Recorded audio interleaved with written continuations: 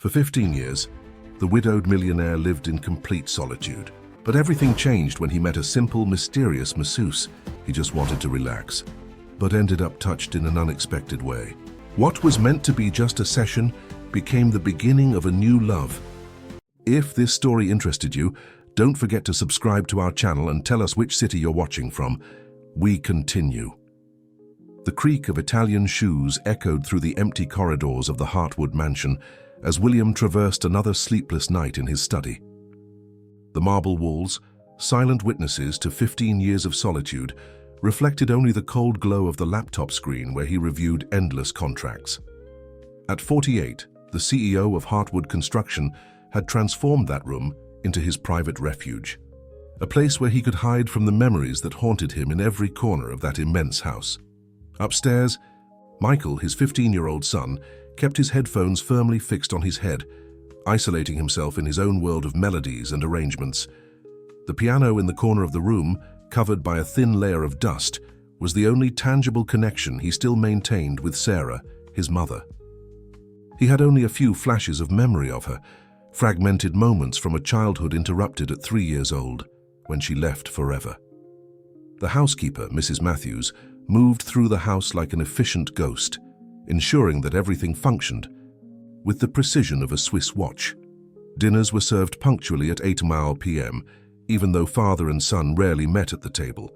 Clothes were meticulously washed and ironed, even if they remained hanging in the closets unused for days. The mansion was kept impeccable, but the emptiness that inhabited its rooms was almost palpable. On that particular night, William felt a sharp pain in his back, the result of hours bent over spreadsheets and reports. His doctor, Dr. Richards, had repeatedly insisted on the need to take better care of his health. "You can't continue like this, William. Your body is giving clear signs of exhaustion. You need specialized help," were his last words during that morning's consultation.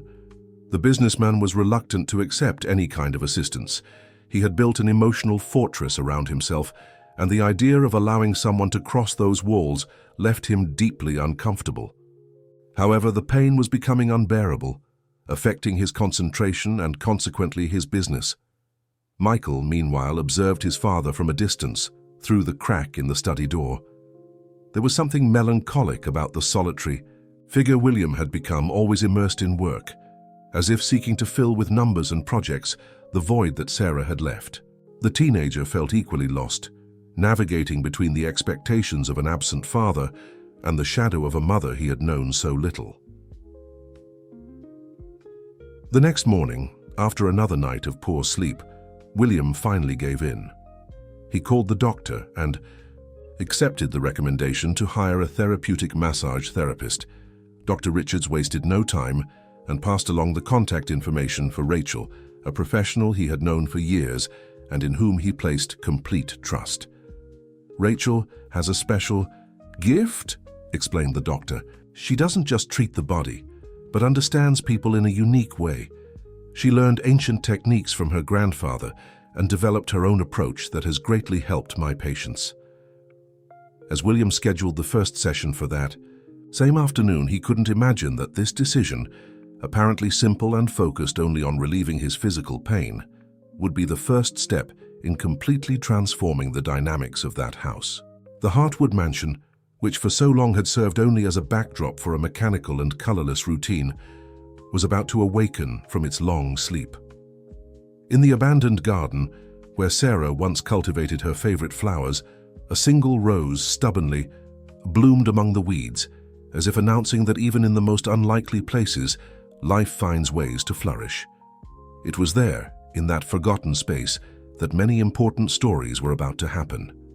Precisely at 3 p.m., the doorbell of the Heartwood mansion rang, breaking the monotony of that winter afternoon. Rachel crossed the imposing gates carrying her work bag, where she kept essential oils, stones, and other therapeutic instruments. Her brown eyes curiously observed the sumptuous architecture of the house, but it was the abandoned garden that most caught her attention. Mrs. Matthews received her with her usual formality, leading her through the corridors to the room specially prepared for the session. The environment was spacious and cold, like the rest of the house. Rachel immediately began to organize her space, lighting a diffuser with lavender oil and putting soft music in the background. William arrived punctually, wearing his impeccable suit like armor. His countenance revealed some discomfort with that unusual situation. Rachel greeted him with a serene smile, which seemed to carry years of wisdom inherited from her grandfather, the man who had taught her everything about the art of healing through touch. "You can lie down comfortably," she instructed with a voice that conveyed calm and security. "We'll start by identifying where the greatest tension is concentrated." As her experienced hands traveled across William's back, Rachel perceived much more than tense muscle knots. There were layers upon layers of repressed emotions, years of unexpressed feelings that manifested in the form of physical pain. In the hallway, Michael passed discreetly, attracted by the soft music escaping through the crack in the door. He paused for a moment, intrigued by that strange presence in his territory of silence. Through the frosted glass, he could see the silhouette of the massage therapist moving with precise and delicate gestures. Rachel, focused on her work, began to gently narrate what she perceived. "There's a lot of accumulated tension here, especially in the cervical region. You tend to carry worries as if they were physical weights, don't you?" William, surprised by the precision of that observation, simply nodded slightly. It was the first time in years that someone had touched him with such attention and care. The warmth of Rachel's hands seemed to melt, little by little, the ice armor that he had built around himself. "Sometimes our body stores memories that the mind tries to forget," continued Rachel, while working on a particularly painful point. "Each tension tells a story. The important thing is to learn to listen to what it's trying to tell us." Michael, who was still observing from the door, felt a confused mixture of emotions. There was something about that woman's presence that deeply bothered him, as if she represented a threat to his mother's memory. At the same time, it was impossible not to notice how his father seemed different under her care. At the end of the session, William was surprised to realize that he had truly relaxed for the first time in years. It wasn't just the physical pain that had diminished. Something deeper seemed to have been touched. "I recommend that we do weekly sessions," suggested Rachel as she packed her materials. "The healing process is gradual, like the awakening of a garden after a long winter." The mention of the garden made William instinctively look out the window toward the space that Sarah had loved so much. Rachel followed his gaze and commented softly, "You know, sometimes the most resistant plants are those that grow in seemingly arid terrains. They teach us about the strength of life." At that moment, Michael decided to move away, his footsteps echoing lightly through the corridor. His mind was agitated with conflicting thoughts. He needed to talk to someone about that intruder who seemed to know secrets that not even he understood. He decided to call his grandmother Victoria, the only person who might understand his concerns. Victoria. Hartwood maintained her elegance at 70, with her perfectly dyed hair and carefully chosen jewelry. Seated in her favorite armchair in the living room of her penthouse, she listened attentively to her grandson's words on the phone. Her expression, normally controlled, revealed a growing concern. "A massage therapist, Michael? And your father let her in just like that, without any further ado?" she questioned, her voice carrying a tone of disapproval she didn't try to hide. "What's her name again?" "Rachel," replied Michael, feeling validated by his grandmother's reaction. "She arrived this afternoon, bringing oils and stones. She began to change everything in the massage room, as if the house were hers." Victoria stood up, walking to the window of her penthouse that offered a privileged view of the city. Her fingers drummed nervously on the windowsill as she absorbed the information. Since the departure of Sarah, her dear daughter-in-law, she had strived to keep the Hartwood family traditions intact. The idea of a stranger entering that family sanctuary deeply disturbed her. "Your father has always been very naive in some matters, Michael," she commented, carefully choosing her words. "We need to be vigilant. I've seen many stories of people who take advantage of lonely men in privileged positions." The teenager felt a chill run down his spine. His grandmother's words materialized his own unconscious fears. "But it was Dr. Richards who recommended her," he argued, more to himself than to Victoria. "Doctors can also be deceived, dear," she replied, her voice now softer, maternal. I remember when your mother was here, how she kept this house alive, how she took care of every detail with so much love. Her garden, it was the most beautiful in the neighborhood. Michael closed his eyes, trying to recover some clear memory of his mother tending to the garden, but as always, his memories were hazy, constructed more from the stories he heard than from real experiences. The only vivid image he had was of the piano, of Sarah's delicate hands gliding over the keys. The next morning, Rachel returned to the mansion for a second session with William. This time, she brought some aromatic plant seedlings with her. Upon arriving, she asked Mrs. Masseuse for permission to plant a small herb garden near the entrance of the house. Plants have their own healing power, she explained to the housekeeper, who observed with a mixture of curiosity and distrust. Besides, they bring new life to environments. Michael, who had just returned from school, witnessed the scene from the second floor. His hands gripped the stair railing tightly when he saw Rachel kneeling in exactly the same place where his mother used to tend to her roses. His grandmother's voice echoed in his mind, feeding a growing sensation of invasion. During that day's session, William surprised himself by talking about Sarah. It was the first time in years that he mentioned his wife's name without feeling that sharp pain in his chest. Rachel listened attentively, her hands working gently on tension points while he shared fragments of long-kept memories.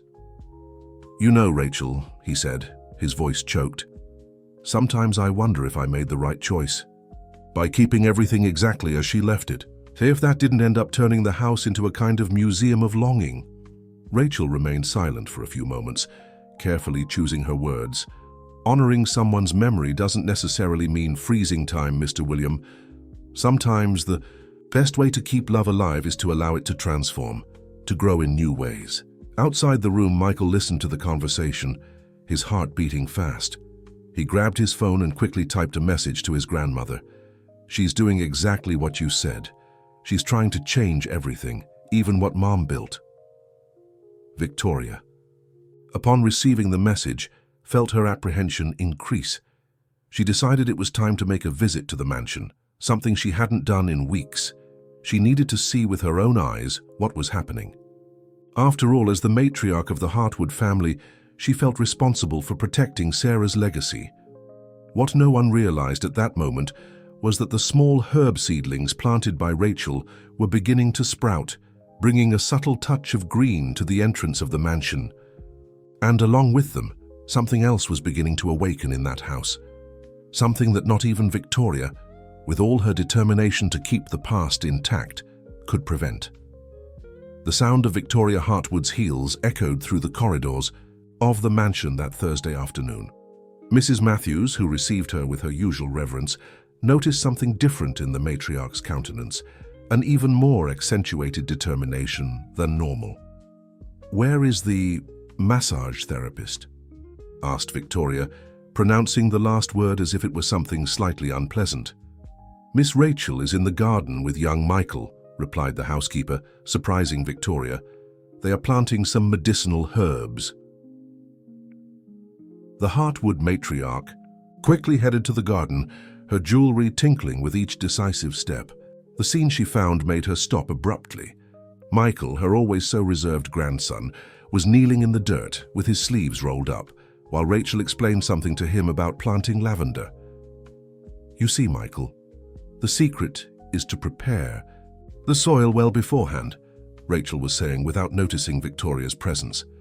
"Your mother knew that. That's why her roses were so special. Mrs. Masseuse told me that she always said that a garden is like people. It needs attention and love to flourish." Michael listened attentively, his hands dirty with soil, an expression of concentration on his face that hadn't appeared for a long time. He was the first to notice his grandmother's presence. "Grandma!"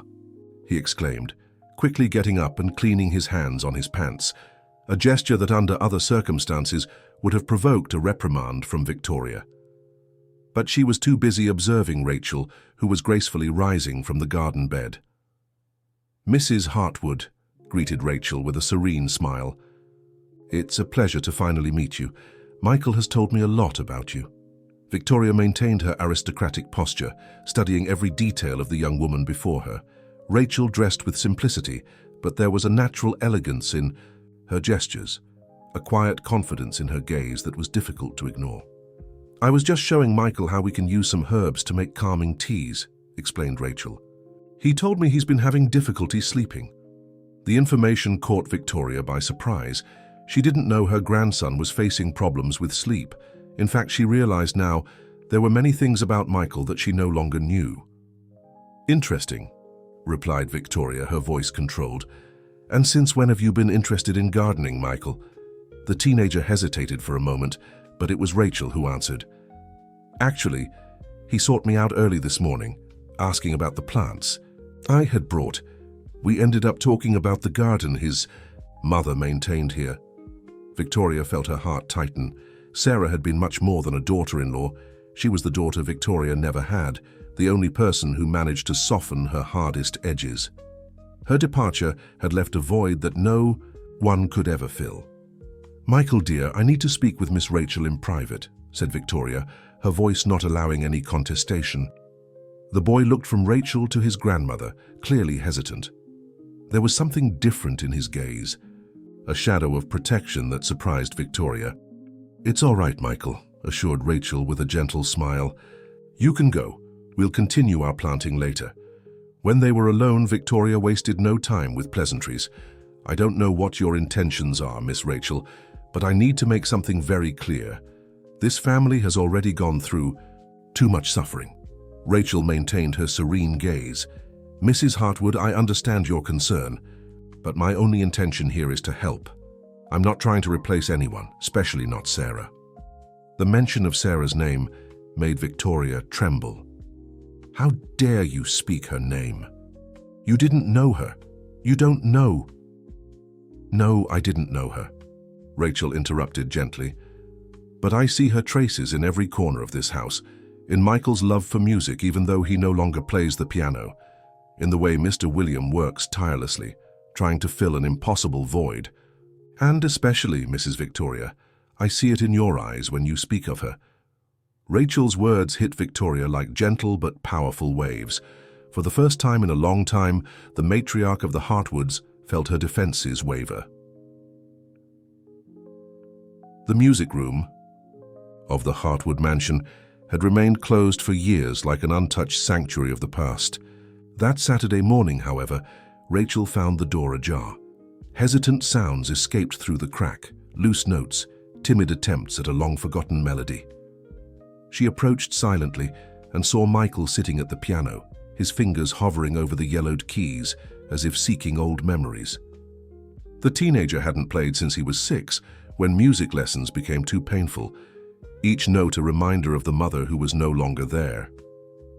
"That melody is beautiful," commented Rachel softly, making Michael jump in surprise. "I didn't know you were there," he replied, beginning to rise, embarrassed. "Please don't stop," asked Rachel, keeping her distance so as not to intimidate him. "Was it a special song for your mother?" Michael hesitated, his eyes fixed on the piano keys.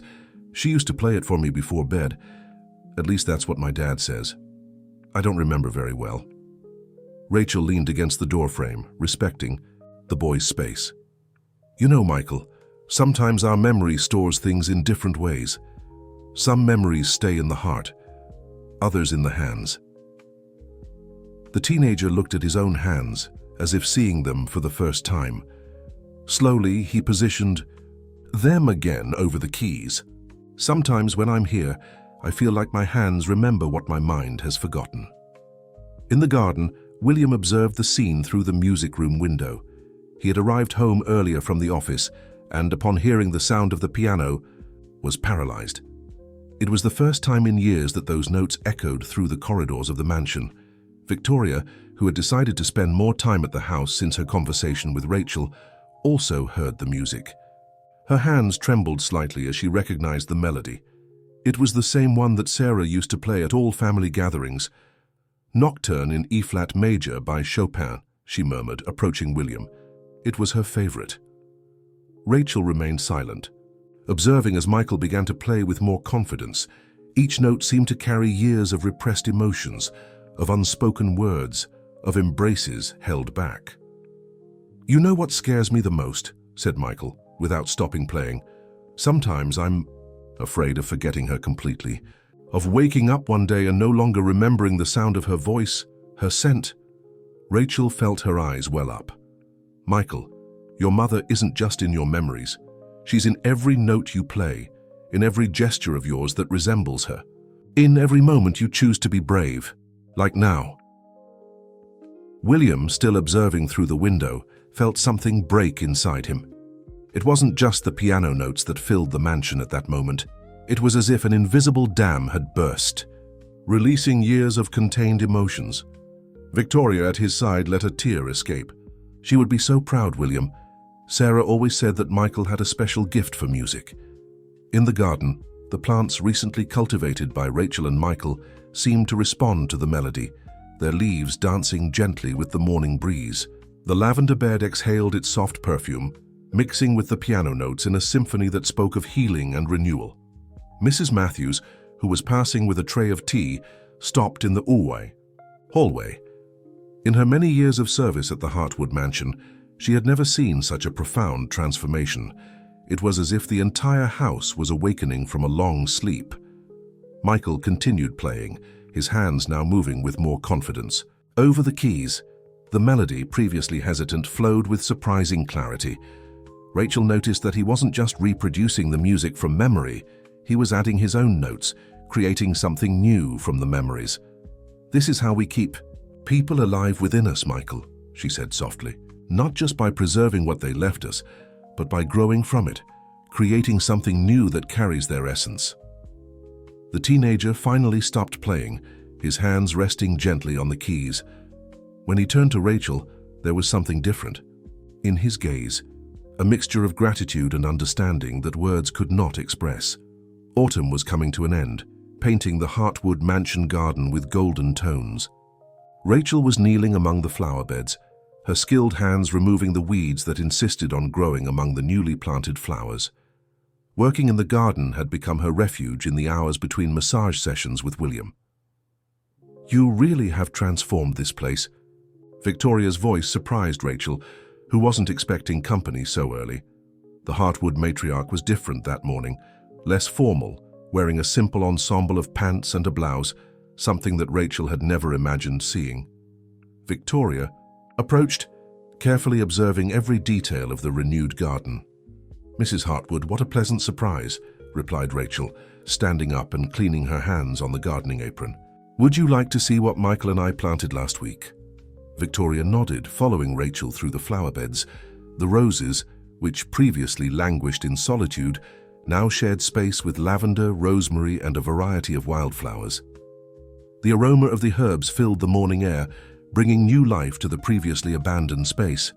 "Sarah always said that a garden needs variety to prosper," commented Victoria, her voice carrying an unusual softness. "That the strongest flowers are those that grow alongside other plants." Rachel stopped walking, surprised by the change in Victoria's tone. "You must miss her very much." "More than words can express," admitted Victoria, sitting on one of the garden benches. "You know, Rachel, when Sarah left, it wasn't just William who closed himself off. I also built walls around myself, perhaps even higher than his." The morning. Sun filtered through the tree leaves, creating dancing patterns on Victoria's face. Rachel sat beside her, maintaining a respectful silence. "I was so afraid of losing control of the family after she was gone," continued Victoria, her hands folded in her lap. "Sarah was the one who kept everyone together, who knew exactly what to say and do at every moment. Without her, I felt lost." Upstairs, Michael observed the scene from his bedroom window, intrigued by the sight of his grandmother conversing so intimately with Rachel. Since he had returned to playing the piano, something had changed in his perception of the massage therapist's presence in their lives. "When you arrived," Victoria continued, "I confess that I panicked. I thought you were trying to take her place, change everything we had built. But now I realize I was wrong." Rachel smiled gently. "Mrs. Hartwood, no one can take Sarah's place. She is present in every corner of this house, in every story you tell, in every note that Michael plays on the piano. My role here is just to help you rediscover the life that still pulses in this place." Victoria breathed deeply, the aroma of aromatic herbs filling her lungs. "You know what scares me the most, Rachel. Seeing how Michael is changing, how he is living again, and a part of me feels guilty for not having been able to do this for him before." "Don't blame yourself," replied Rachel softly. "Everyone has their own time to heal, to awaken. The important thing is that now you are allowing yourselves to feel again. You are allowing new seeds to be planted." At this moment, William appeared in the garden, surprising himself with the unusual scene. Victoria quickly wiped away a discreet tear that ran down her face. "Mom, Rachel, is everything okay?" he asked, concerned. "Yes, my son," replied Victoria, rising with her usual elegance. "In fact, everything is better than it has been in a very long time." Rachel observed as Victoria, before leaving, gently touched one of the roses that was beginning to bloom. It was a small gesture, but loaded with meaning, as if finally the matriarch of the Hartwoods was ready to allow a new chapter to begin in that family. The morning began differently at the Hartwood mansion. Rachel didn't appear for her usual session with William, something that had never happened before. A brief call and her choked voice explained the reason. Her father, absent from her life for years, was hospitalized in serious condition. William, sitting in his study, reread Rachel's last message on his cell phone. Something in the way she tried to maintain composure, even in the face of the situation, touched him deeply. He knew that feeling well, trying to appear strong when everything inside is crumbling. "Dad?" Michael knocked softly on the study door. "Mrs. Matthews said Rachel isn't coming today. Did something happen?" William observed his son for a moment. The teenager who previously showed so much resistance to Rachel's presence now seemed genuinely concerned about her. "Her father is very ill, son," replied William, carefully choosing his words. "She had to go to the hospital." Michael sat in the armchair in front of his father's desk, something he hadn't done in a long time. She never talked about her father. "Some stories are difficult to tell," William commented, his mind wandering to his own unshared memories. "We don't always find the right words." At the hospital, Rachel held her father's hand, Robert, a 65-year-old man whom time and difficult choices had prematurely aged. The aseptic room was filled only with the sound of machines and the memories she tried to reconcile. "I'm sorry, daughter," murmured Robert, his voice weak but determined. "I should have been there. It should have been different." Rachel gently squeezed her father's hand. "Not now, Dad. Rest a little." Back at the mansion, Michael sat at the piano. His hands naturally found the keys, and he began to play the melody he was composing.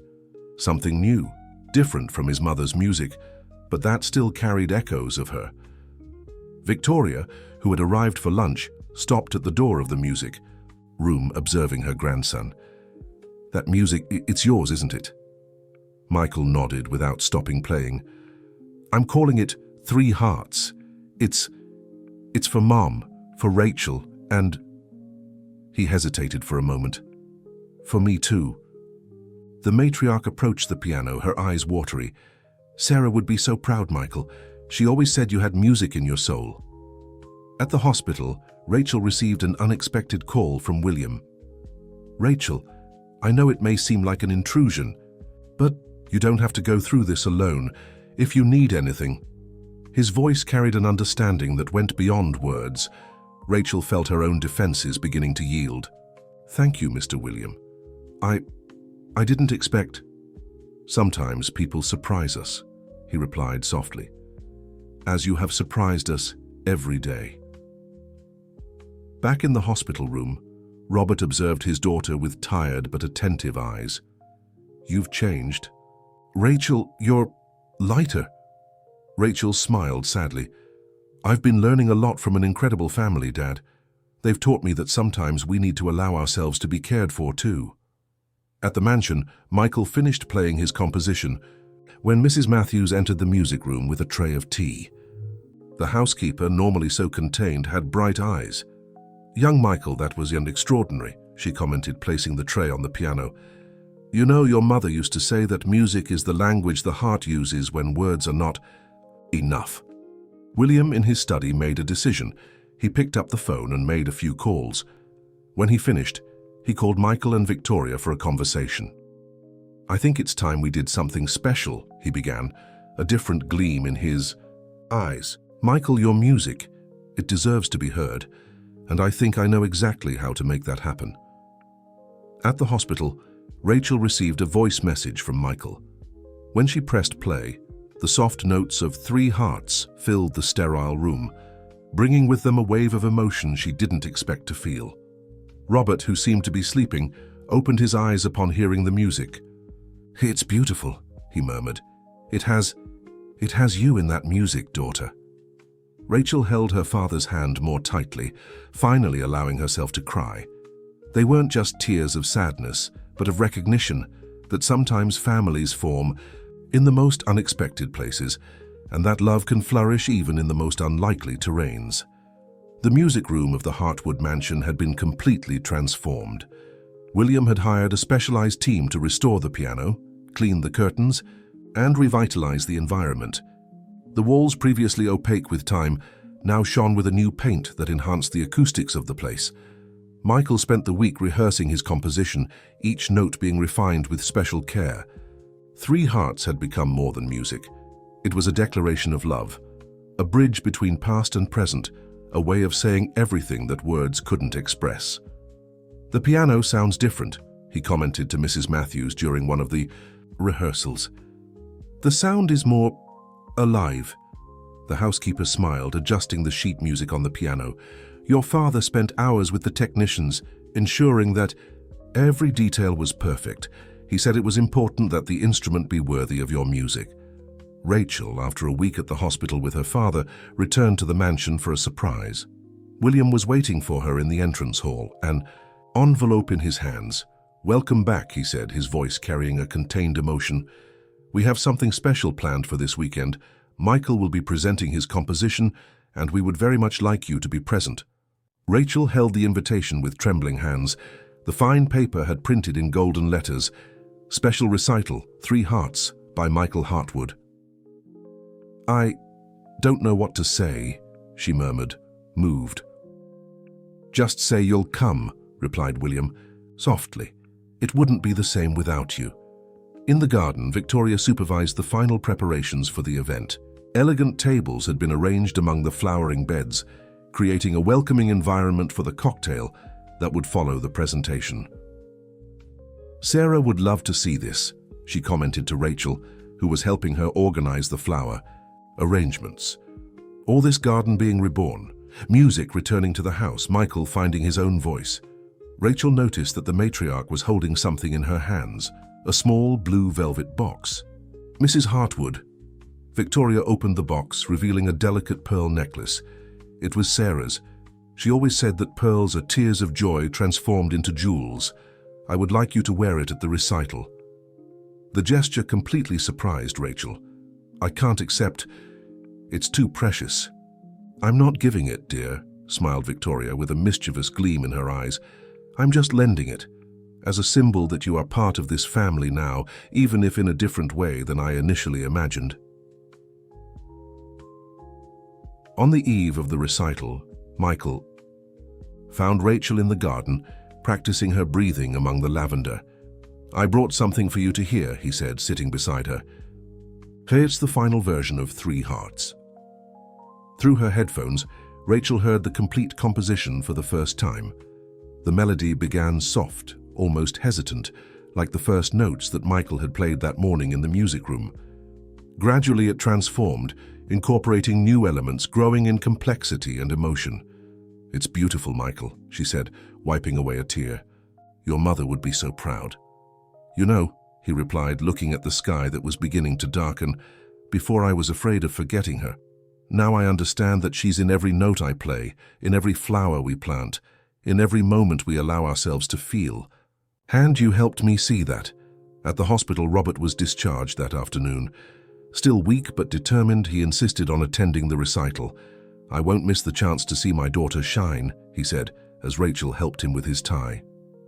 The night of the recital approached, and with it, a sense that something greater was about to happen at the Heartwood mansion. It wasn't just a musical presentation, it was the celebration of a rebirth, of hearts that learned to beat together again.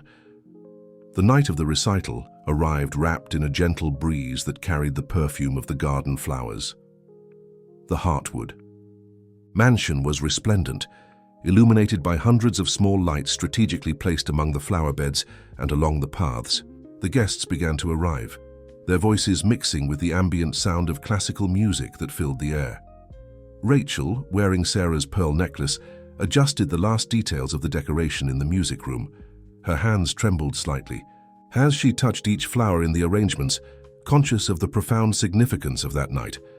Her father, Robert, rested in an armchair specially positioned near the piano, his eyes shining with silent pride.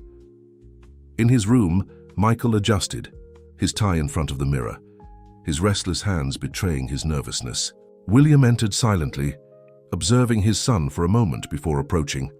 "Let me help you with that," he offered, gently turning Michael to adjust the tie knot. "Did you know that your mother always fixed my tie before each important event?" Michael smiled, a tremulous but genuine smile. "Grandma told me. She said Mom had a special way of making knots perfect." "She had a special way for everything," replied William, his voice soft. "And you, son, inherited that gift from her. Not just for music, but for touching people's hearts."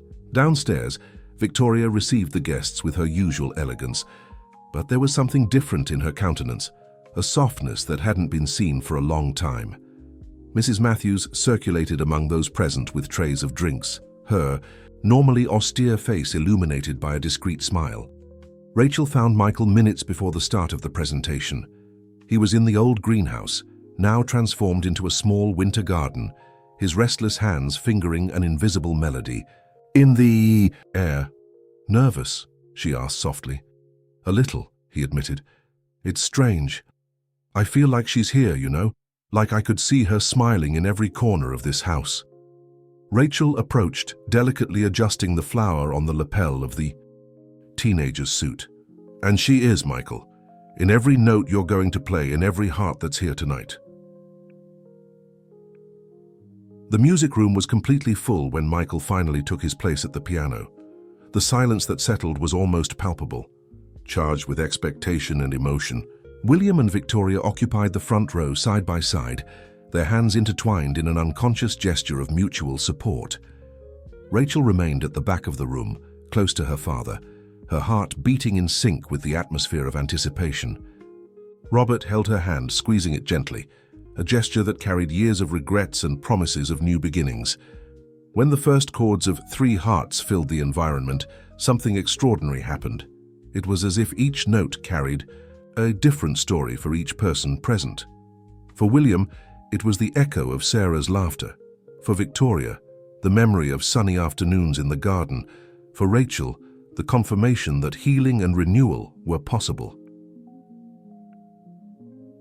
The music flowed from Michael's hands like crystalline water, each note perfectly executed. But more than that, each chord replete with genuine emotion. The main theme, initially soft and hesitant, grew in complexity and depth, like the healing process itself that everyone had gone through. In the middle of the presentation, a ray of moonlight penetrated through the stained glass of the room, creating a spectacle of colors that danced over the piano. It was as if the universe itself was conspiring to make that moment even more magical. Mrs. Matthews, discreet as always, wiped silent tears in the corner of the room. In her hands, she held a small portrait of Sarah that she usually kept in her bedroom, her particular way of including her in this special moment. When the music reached its apex, combining elements of the three main movements in a complex and moving harmony, there wasn't a single dry eye in the room. It was as if each person present could feel, through those notes, the transformative power of love and healing. The last chords of Three Hearts still reverberated through the room when a deep and respectful silence settled. For a few seconds, no one dared to move, as if everyone wanted to preserve that magical moment for a few more instants. Michael remained seated at the piano, his hands still gently resting on the keys, his eyes closed, absorbing the energy of the moment. When he finally opened them, he found his father's gaze in the front row, a look that conveyed all the pride and love that words could never express. It was Rachel who first stood up, initiating the applause that soon transformed into a standing ovation. The clapping echoed through the mansion, like waves of recognition and gratitude, not just for the music itself, but for everything it represented. William stood and walked to his son, enveloping him in a tight embrace. "Your mother would be so proud," he whispered, his voice choked with emotion. "I am so proud." Victoria approached next, but before reaching her grandson, she stopped in front of Rachel. With a delicate gesture, she touched the pearl necklace she had lent. "I think this now belongs to you," she said softly. Sarah always believed that the most precious things should be passed on with love. Rachel, moved, tried to protest, but Victoria interrupted her with an embrace, the first they shared. "You taught us that honoring the past doesn't mean living trapped in it," whispered the matriarch. "This necklace now tells a new story." Robert, observing the scene, stood up, with some difficulty from his armchair, and walked to his daughter. "Rachel," he said, his voice weak but determined, "seeing you here part of this family, it makes me realize how much time we've lost, but it also shows me that it's never too late to start over." Michael, who watched the interactions with a new gleam in his eyes, turned to the piano. Without warning, he began to play a new melody, something he had composed the night before. It was simpler than Three Hearts, but carried a special sweetness. "This is for you, Rachel," he said without stopping playing. "It's called Garden of Healing." The soft notes filled the environment as guests circulated through the illuminated garden where a cocktail had been prepared. The flowers seemed more vibrant under the moonlight, as if they too were celebrating that moment of renewal. Mrs. Matthews, always attentive to details, had prepared a special surprise. On a table in the center of the garden, she had arranged a photo album that documented the transformation of the mansion over the last few months. From the abandoned garden to its current exuberance, from the closed music room to that night of celebration. William leafed through the album with Rachel at his side, each page revealing a different chapter of their journey together. "It's amazing how you managed to see beyond our defenses," he commented. "How you saw life where we only saw absence." "It wasn't me," replied Rachel softly. "You already had all this light within you. Sometimes we just need someone to help us rekindle the flame." At the piano, Michael continued playing, his songs now lighter and more cheerful. Some guests danced in the garden, others conversed in small groups, but all seemed to share a common sensation, that of witnessing not just a recital, but the rebirth of a family. The night advanced with a special softness, as if time itself wanted to prolong those precious moments. In the sky, the stars shone with peculiar intensity, as if Sarah, from somewhere, was also participating in that celebration. The morning after the recital brought with it a different atmosphere to the Heartwood mansion. The winter sun entered through the windows, illuminating the vestiges of the previous night's celebration. Still fresh flower arrangements, recital programs on the tables, and in the air, an unmistakable feeling of renewal. Michael woke up early, something unusual. For a Sunday, he went down to the music room still in his pajamas, his steps silent through the corridors of the sleeping house. He sat at the piano, not to play, but just to be there, absorbing the energy that still lingered in the environment after the presentation. "Couldn't sleep." Rachel's soft voice surprised him. She was standing at the door, holding 2 cups of hot chocolate. "Actually, I slept better than ever," he replied, accepting the cup she offered him. "It's like a huge weight has been lifted from my shoulders.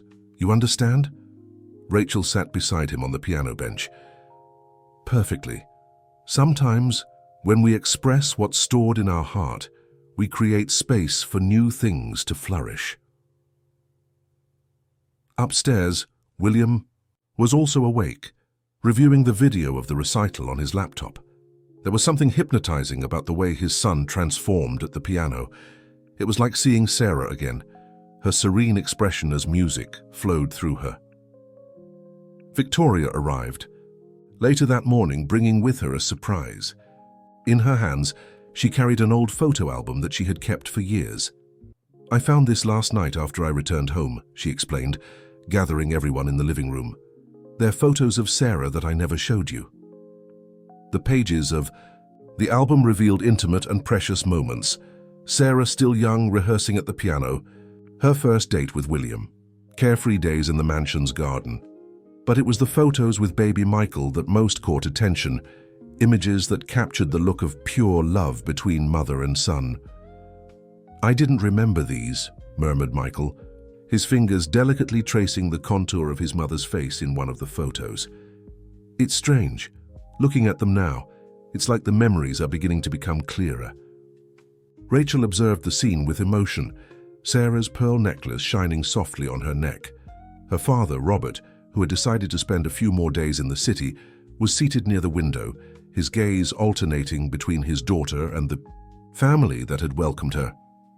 "You know," began Robert, his voice stronger than in recent days, "last night during the recital, I understood something important. Michael's music. It wasn't just about three hearts. It was about all of us, about how love can create bridges where before there were walls." William stood up, walking to the window that overlooked the garden. The flowers planted by Rachel and Michael swayed gently with the morning breeze. "Sarah always said that a garden needs different types of flowers to be complete," he commented. "I think only now do I really understand what she meant." Mrs. Matthews entered the room bringing a tray with breakfast, something that hadn't happened in years since family meals had become rare in the mansion. The aroma of fresh bread and freshly brewed coffee filled the environment, mixing with the atmosphere of intimacy that had been established. "I found this in the kitchen this morning," said the housekeeper, handing a yellowed envelope to William. It was a letter from Sarah written shortly before her departure that Mrs. Matthews had kept all these years. "Dear William," he began to read, his voice trembling slightly, "if you are reading this, it means I am no longer there physically. But I want you to know that my love remains alive in every corner of this house, in every note of music, in every flower in the garden. Take care of our Michael. Teach him to keep his heart open, even when the pain seems too great. And mainly, allow yourself to live again. Love has many forms of manifesting itself, and sometimes it comes to us through the most unexpected people." Rachel felt tears running down her face while Michael approached his father, enveloping him in a tight embrace. Victoria, who had never seen that letter before, held Mrs. Matthews' hand in a silent gesture of gratitude. The sun now entered strongly through the windows, illuminating that unlikely group of people that destiny had brought together. On the piano, the sheet music for Three Hearts rested open, its notes seeming to dance under the morning light, like a silent reminder that music, just like love, has the power to transcend time and absence. In the week that followed the recital, the Heartwood mansion pulsated with renewed energy. Rachel's massage sessions with William had transformed into moments of deep conversation, where the barriers between therapist and patient gradually dissolved, giving way to genuine complicity. One afternoon, while working on a particularly tense point in William's shoulders, Rachel shared something she had been keeping.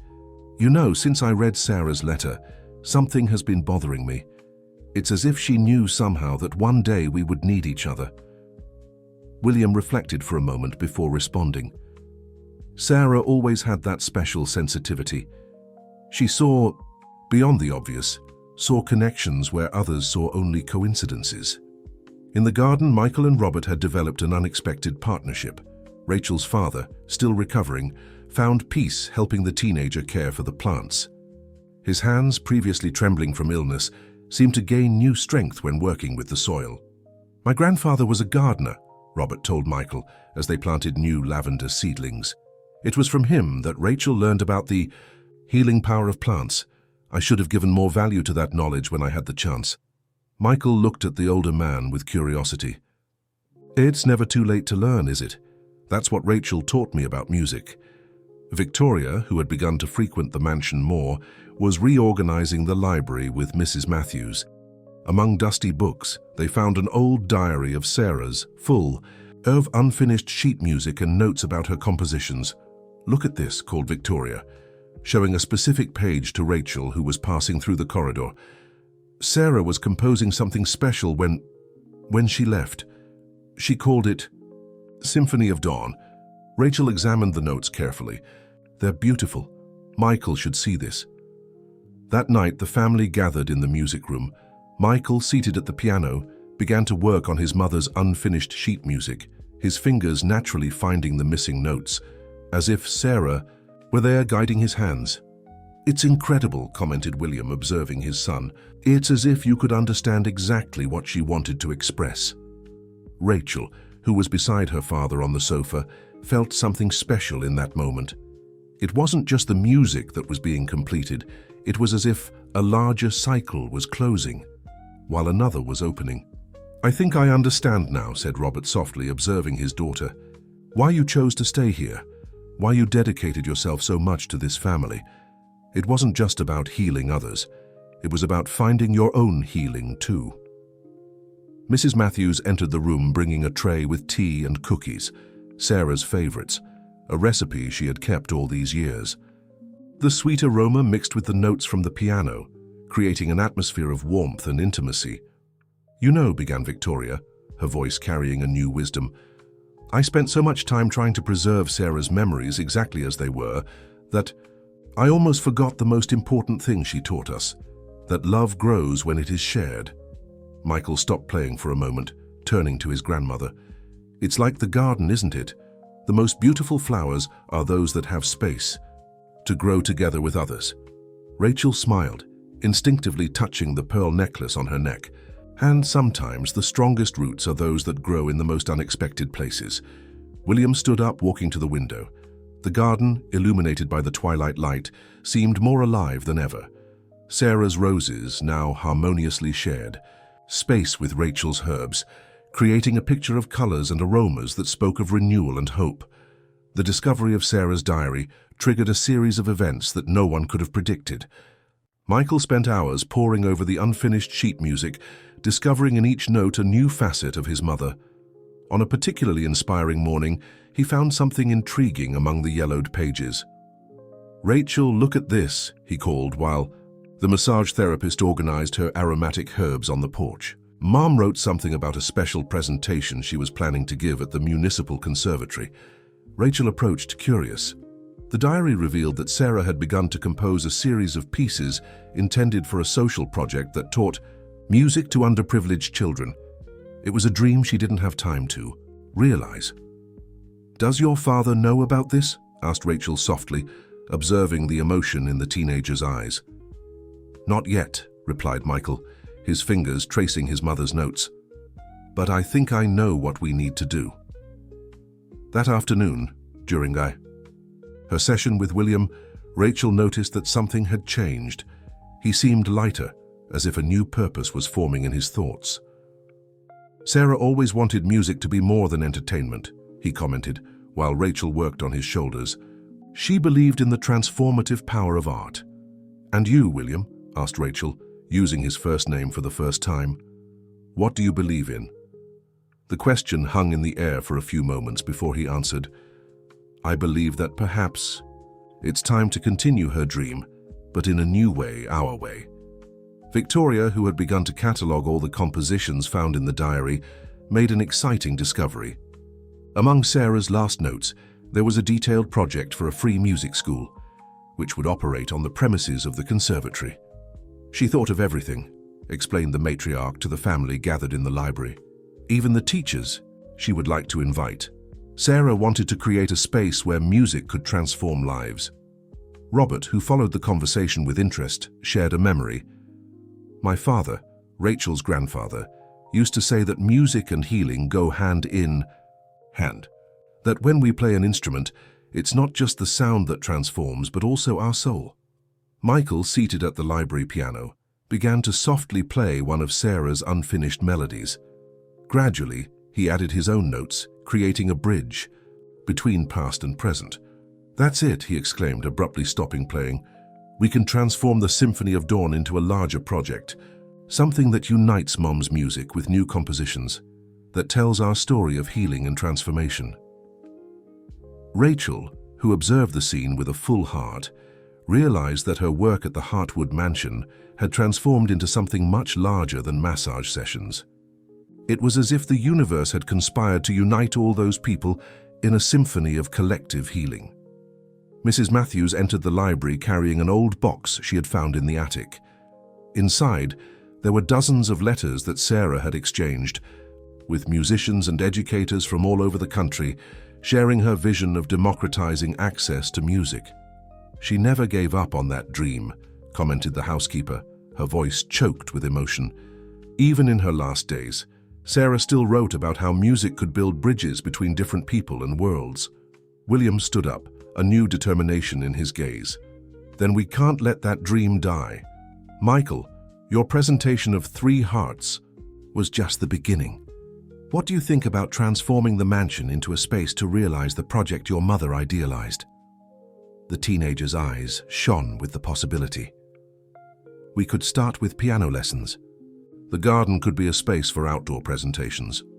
Rachel smiled, realizing how each piece of the puzzle fit perfectly. The massage sessions had opened not only bodies for healing, but also hearts for new possibilities. "And I could help," offered Robert, surprising everyone. "Not with the music, but I can share the knowledge about medicinal plants that I learned from my father. We can create a space where healing and art walk together." Victoria, who had always prided herself on maintaining the Heartwood family traditions, realized that the true tradition was in allowing love to renew and transform itself. "Sarah would be so proud," she murmured, holding the diary close to her chest. "Not just of the project, but of how all of us learned to grow through pain." The following weeks were of intense activity at the Heartwood Mansion. The house, which for so long had been a monument to silence, now vibrated with the sounds of renovation and renewal. William had hired architects to adapt part of the mansion into classrooms, maintaining the historical essence of the place, but adding modern elements necessary for a music school. Michael naturally assumed leadership of the musical project, immersing himself in Sarah's sheet music with a dedication that impressed everyone. Each unfinished melody that he completed seemed to bring his mother a little closer, not as a presence that caused pain, but as an inspiration that propelled forward. "It's amazing how each of her compositions tells a different story," he commented to Rachel as they worked together in the garden. "It's as if she had left small pieces of her heart in each note." Rachel, who was pruning some aromatic herbs, smiled with understanding. "Sometimes, the people we love leave us maps to continue their journey, even without realizing it." Victoria surprised everyone with her enthusiasm for the project. The Heartwood matriarch had transformed the library into a research and documentation center, cataloging not only Sarah's compositions, but also stories of successful social projects throughout the country. "I found something interesting," she said one afternoon, showing an old article to William. "Sarah had made contact with an NGO that provides musical instruments for social projects. I think we can resume this partnership." Robert, who had decided to remain in the city, discovered a new vocation in the project. His hands, previously trembling from illness, gained strength and precision as he worked in the therapeutic garden he was creating alongside the future classrooms. "Plants have their own type of music," he explained to Michael as they planted new medicinal herb seedlings. "The whisper of the leaves, the movement of the sap, everything is part of a great natural symphony." Mrs. Matthews, always discreet in her emotions, surprised everyone by revealing a hidden talent. "My grandmother was a midwife and healer," she recounted during an afternoon tea. "She always said that music and healing are twin sisters. Perhaps I can help Rachel with phytotherapy techniques for future students." The transformations were not limited to the physical space. William, who previously lived immersed in work, began to dedicate his afternoons to the project. On one of those afternoons, while reviewing plans with the architect, he made an exciting discovery in the old greenhouse. "Rachel, Michael, come see this," he called, his voice loaded with emotion. Hidden among vines there was a small garden bench with Sarah's initials engraved. This is where she used to sit to compose. She said the scent of the flowers inspired her. Rachel, who still maintained Her massage sessions with William perceived how each discovery about Sarah helped heal old wounds. "It's not about replacing memories," she explained during a session. "It's about creating space for new stories to flourish alongside the old ones." The music school project began to take shape not only on paper, but in the heart of each person involved. Michael, inspired by his mother's compositions, began to create his own pieces, thinking of future students. "I want each child who comes here to feel what I felt when rediscovering music," he explained to Rachel while playing a new composition on the piano, "that they understand that art isn't just about technique, it's about transformation." Victoria, observing her grandson at the piano, shared a thought with Rachel. "You know, for years I thought that preserving Sarah's memory meant keeping everything exactly as she left it. Now I understand that her true legacy is in how her music continues to transform lives even after so long." In the garden, the first flowers of the therapeutic project began to bloom, their vibrant colors contrasting with the serene green of the medicinal herbs. It was as if nature itself was celebrating that new phase of the Heartwood mansion, where music and healing intertwined in a harmonious dance of renewal. Autumn was coming to an end when the first class of students arrived at the Heartwood mansion. The house, now transformed into a space of art and healing, seemed to smile through its newly restored windows. In the garden, the flowers planted by Rachel and Michael created a colorful path to the main entrance. Maria, a 12-year-old girl from the neighboring district, was the first to arrive. Her eyes sparkled with admiration as Michael guided her to the music room, explaining how his mother had dreamed of that project. "You didn't know how to play before either?" she asked timidly, her fingers gently caressing the piano keys. "No," smiled Michael, sitting beside her. "But I learned that music is inside us. We just need to find the courage to let it out." Rachel observed the scene from the door, her heart overflowing with emotion. At her side, Robert adjusted some arrangements of aromatic plants that he had prepared especially for the music therapy classes. "Who would have thought," he murmured, "that my little self-taught massage therapist would end up being part of something so big?" William, who was passing through the corridor with more sheet music in his arms, stopped to observe his son teaching. It was impressive how Michael had inherited Sarah's gentleness in dealing with children, her patience in explaining each note, each rhythm. "He has her gift," commented Victoria, approaching silently, "not just for music but for touching people's souls." The mansion soon filled with the sound of different instruments. Besides the piano lessons, other volunteer teachers had joined the project, bringing violins, cellos, and flutes. Music flowed through the corridors like a river of possibilities. Mrs. Matthews, who initially worried about the extra movement, now seemed rejuvenated. She had transformed the old pantry into a welcoming space where students could have tea and try different infusions prepared with herbs from the garden. "Each plant has its own music," she explained, to a group of curious children. "Rosemary brings energy, chamomile calms, mint awakens, just as each musical note has its own power." One afternoon, while Rachel conducted a relaxation session with a group of students in the garden, she noticed something special. The children, lying on mats among the flowers, breathed in sync with the soft music that Michael played at the piano, strategically placed near the window. "It's as if the entire house was breathing with them," she commented later with William during her massage session. "Sarah always said that music is the breath of the soul," he replied, his voice carrying not sadness anymore, but a soft nostalgia. "I think only now do I really understand what she meant." The project grew organically, attracting not only children, but also adults interested in rediscovering music. Victoria, surprising everyone, began to participate in the choral singing classes that happened on Thursday afternoons. "It's never too late to begin again," she said to Rachel after a particularly moving class.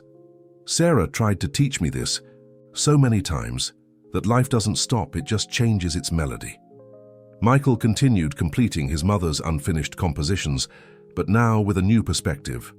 Each piece became an opportunity for teaching, a way of sharing not just music, but also stories of overcoming and renewal. "See," he explained to the students, showing a sheet of music from Sarah's diary. Here she left a blank space. It's not a mistake or a failure. It's an invitation for us to create together, to add our own voice to the story. Robert, whose health visibly improved, began to document the school's activities on video. So that other people can be inspired, he explained, to show that it's possible to transform pain into art, absence into presence. One of the most touching recordings showed an improvised performance in the garden where students of different ages played 3 hearts under Michael's direction. Rachel, watching the scene, realized that the music had transformed into something greater than a composition. It was now a hymn of renewal. "You know what moves me the most?" commented William, watching the video beside her. "Seeing how each person who enters here adds their own note to the symphony that Sarah began. It's as if she had planted a seed that now grows in directions that not even she could imagine." Winter arrived gently at the Hartwood mansion, but unlike previous years, it didn't bring with it the usual melancholy. The heated rooms echoed with music and laughter, while in the winter garden, protected by a glass structure, Rachel and Robert's medicinal herbs continued to flourish. On a particularly cold morning, Rachel found Michael on Sarah's old bench in the greenhouse, composing something new in his sheet music notebook. "It's for the end-of-year recital," he explained, showing the notes. "I'm trying to create something that unites all the stories that were born here. Mom's, ours, the students." Rachel sat beside him, observing how the notes intertwined on the paper like a delicate musical embroidery. "Have you been sleeping better?" she asked, noticing the teenager's less pronounced dark circles. "Much better," he smiled. "It's funny. Before I had nightmares about forgetting Mum. Now I dream of her smiling, playing piano with the children." In the study, William organized the documents to officially establish the Sarah Hartwood Foundation for Music and Art Therapy. Victoria, who now actively participated in the project's administration, reviewed the last details of the statute. "I found this," she said, showing William an old photo. In it, Sarah appeared pregnant with Michael, seated at the piano, a radiant smile on her face. "It was the day she told me about her dream of creating a music school." William carefully took the photo, his eyes watery. She could always see beyond the obvious, couldn't she? Perhaps that's why the universe conspired to bring Rachel to us, to help us realize that dream in a way we couldn't even imagine. In the winter garden, Robert conducted a workshop on the therapeutic properties of plants for a group of interested students. His voice, previously hesitant, now carried the confidence of someone who finally found his purpose. "Each plant has its story," he explained, showing a small lavender plant. "Just like each of us. The art of healing is in learning to listen to these stories." Mrs. Matthews, who observed the scene while serving chamomile tea with honey, smiled discreetly. The housekeeper, who for years had kept the house in order through silence, now found joy in the life that pulsated in each room. "Miss Sarah always said that a house needs music to truly be a home," she commented to Rachel. "I think I finally understood what she meant." At the end of that afternoon, as snow began to fall gently outside, the whole family gathered in the music room. Michael, prepared to show his new composition, a piece he had created especially for the winter recital. "I called it Winter Garden," he announced, sitting at the piano, "because even on the coldest days, there is life growing in unexpected places." The first notes filled the environment, bringing with them echoes of 3 hearts, but with a new maturity and complexity. It was possible to hear in the intertwined melodies the story of each person present in that room. Victoria's strength, William's dedication, Robert's wisdom, Rachel's care. Rachel, seated near the window, observed the snowflakes dancing in the air as the music flowed. Sarah's pearl necklace shone softly on her neck, no longer as a symbol of substitution, but as a bridge between past and present. "It's amazing," whispered William, sitting beside her, "how life finds ways to surprise us. When you arrived here, Rachel, I thought I was just looking for relief from physical pain. I didn't imagine that I would find healing for much deeper wounds." The day of the winter recital approached, bringing with it a special energy to the Heartwood mansion. Rehearsals intensified, and the sound of different instruments mixed with the animated buzz of the students. Michael, now not just a musician but also a teacher, coordinated the preparations with a maturity that impressed everyone. Each student will play a part of the story, he explained to Rachel as they organized the recital program. Maria begins with Mum's original melody, then each one adds their own interpretation until we reach Winter Garden. Rachel observed the teenager with pride, noticing how his eyes shone when talking about the project. There were no more shadows of sadness on his face when he mentioned Sarah, only gratitude and inspiration. "You know what's most incredible?" continued Michael, showing the sheet music. "Each student found their own connection with the music. Maria says it reminds her of her grandmother. Zhuang related it to the moment when he got his first instrument. In the kitchen, Mrs. Matthews prepared special treats for the event, following old family recipes that Sarah loved. The aroma of cinnamon and vanilla filled the house, mixing with the musical notes that floated through the corridors. Miss Sarah always said that music feeds the soul, but a good coffee feeds the musician," she smiled, as William tasted one of her cookies. "I'm making those that she loved to serve at recitals." Victoria, who had taken on the organization of the event, surprised everyone with a special idea. "We're going to set up an exhibition with photos and objects that tell the story of the school," she proposed during a family meeting. From Sarah's first sheet music to the new arrangements by the students. Robert, whose health improved each day, offered to create a sensory garden especially for the occasion. "Plants are also part of this symphony," he explained, while working with Rachel on the project. "Each aroma, each texture tells a part of our healing story." One afternoon, while supervising the choir rehearsal, Rachel found William standing at the door of the music room observing the students. His eyes shone in a way she had never seen before. "Is everything okay?" she asked softly, approaching. "More than okay," he replied, his voice choked with emotion. "I was just thinking about how Sarah would be happy to see this, not just the music but the life that returned to this house." The day before the recital, an exciting discovery stirred the mansion. During the organization of the exhibition, Victoria found an envelope hidden among the pages of Sarah's last diary. Inside, there was a letter addressed to the future. The Seed family gathered in the library to read it together. Michael, seated at the piano, played softly, while William read Sarah's words aloud. "Dear ones, if you are reading this, it means that music has found its way back to these walls. I always believed that art has the power to heal, to transform, to build bridges between hearts. My dream was never just about notes on paper. It was about creating spaces where people could reconnect with their own essence, where stories could be told through melodies. For Michael, my little musician, remember that each note you play carries a piece of my love. For William, my eternal dream companion, allow yourself to dance with the new melodies that life presents. And for all those who will be part of this journey, welcome to our unfinished symphony. Music, just like love, is only complete when shared." Rachel, who held her father's hand while listening to the letter, felt tears freely running down her face. The pearl necklace on her neck seemed lighter, as if it had finally found its true meaning.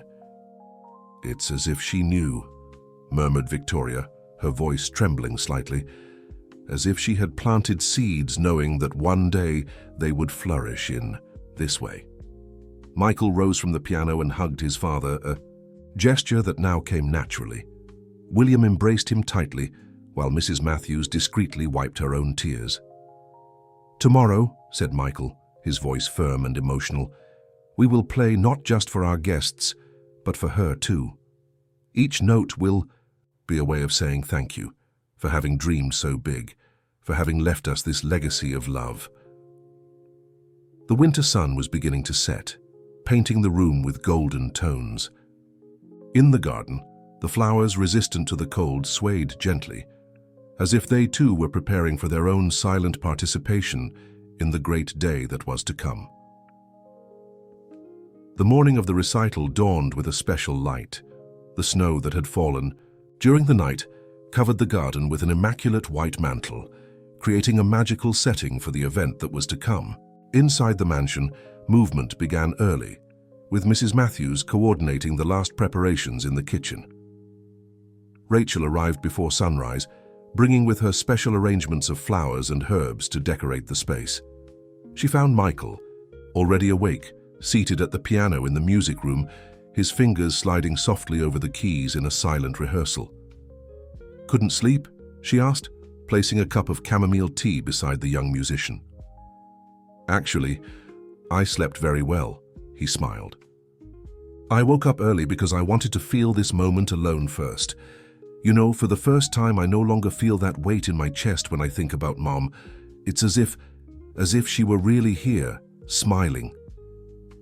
Robert arrived soon after, bringing with him a surprise, small sachets of aromatic herbs that he had prepared as souvenirs for the guests. "Each one contains a different mixture," he explained, "like the different notes that form a melody." Victoria supervised the assembly of the exhibition in the entrance hall. Photos, sheet music, and objects told the story of the mansion's transformation, from the silent days to its rebirth as a space of music and healing. Prominently, Sarah's recently discovered letter occupied a special place. "I placed a mirror beside the exhibition," explained the matriarch to Rachel, "so that each person who passes by can see themselves as part of this story too." William, impeccably dressed, walked through the house checking every detail.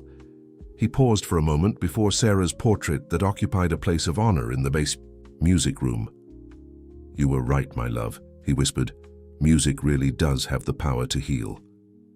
The first guests began to arrive when the morning was already high. Maria, the first student of the school, arrived early with her family, proudly carrying her violin. Other students arrived, filling the mansion with a vibrant energy of expectation and joy. The recital program had been carefully planned to tell a story through music. It began with Sarah's original compositions, interpreted by the students, passed through 3 Hearts, and culminated with the premiere of Winter Garden. Before the start of the presentation, Michael gathered all the participants in the Winter Garden for a moment of concentration. Rachel conducted a brief breathing exercise, while Robert softly burned some aromatic herbs to create an atmosphere of serenity. "Remember," said Michael to his students, "we are not just playing music today. We are telling our story, the story of how art can transform lives." The recital began with Maria at the piano, interpreting the first composition by Sarah found in the diary. Her small hands moved with surprising confidence over the keys, bringing to life notes that had long waited to be played again. Each presentation that followed added a new layer to the musical narrative.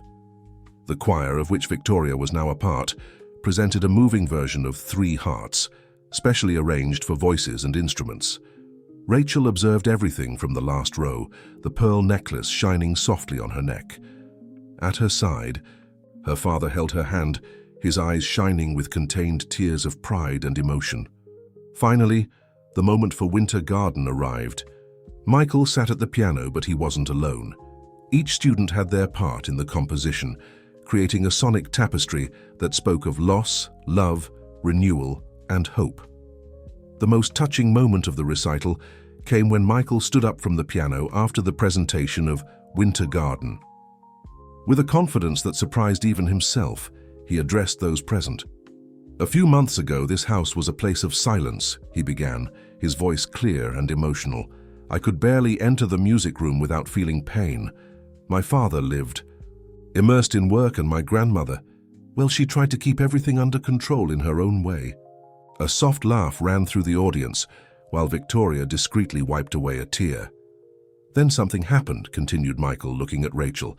"Someone arrived bringing not just healing for physical pain, but also for the wounds we couldn't see. And gradually, like the plants in our garden, we began to bloom again." William, seated in the front row, firmly held Victoria's hand. His eyes shone with immense pride, seeing his son, no longer a lost teenager, but a young man who had found his own path. "But today is not just about our family," continued Michael, gesturing to his students. "It's about each person who entered through those doors carrying their own dreams and pains. Each note played here today carries a different story of transformation. Maria, the little violinist, smiled broadly, her cheeks flushed with emotion. At her side, other students exchanged knowing looks, each recognizing their own journey in their teacher's words. My mother, Michael paused, his voice trembling slightly, left more than unfinished sheet music. She left a dream of using music, to heal, to connect, to transform. And today, thanks to all of you, that dream is more alive than ever. Rachel, who observed everything from the last row, felt her father squeeze her hand tightly. Robert, who months before could barely get out of bed, was now there, upright and strong, witnessing the impact his daughter had caused in the lives of so many people. That's why, continued Michael, we want to make a special announcement. Starting next semester, the Sarah Hartwood Foundation for Music and Art Therapy will be expanding its activities. Besides music classes, we will have a complete program of integrative therapies, combining the wisdom of medicinal plants with the healing power of music. A buzz of excitement ran through the audience. Victoria stood up, joining her grandson in the center of the hall. As president of the foundation, she announced, her voice carrying an authority softened by emotion, I have the pleasure of introducing our new director of integrative therapies, Rachel Wilson. The announcement completely surprised Rachel.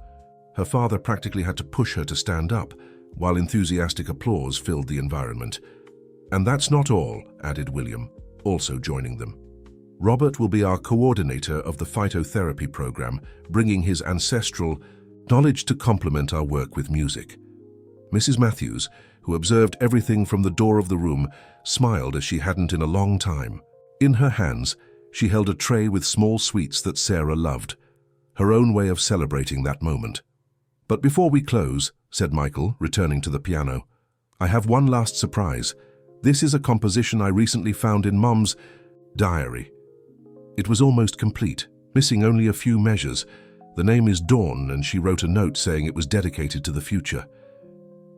His fingers played the first notes, and something magical happened. It was as if Sarah were there, her presence softly hovering over everyone. The melody began softly, like the first rays of sunlight, and grew in complexity and beauty. When it reached the measures that Michael had completed, the transition was so natural that it was impossible to say where Sarah's composition ended and her son's began. It was a perfect dance between past and present, between memory and renewal. Rachel, now standing beside William, felt something special in that moment. It wasn't just music that filled the room, it was love in its purest form. It was healing in its deepest sense. The pearl necklace on her neck seemed to pulse with its own life, as if Sarah somehow was blessing this new chapter. Spring arrived at the Hartwood mansion, bringing with it an explosion of colors and life. The garden, now a true sanctuary of healing, displayed flowers of all colors alongside medicinal herbs, carefully cultivated by Rachel and Robert.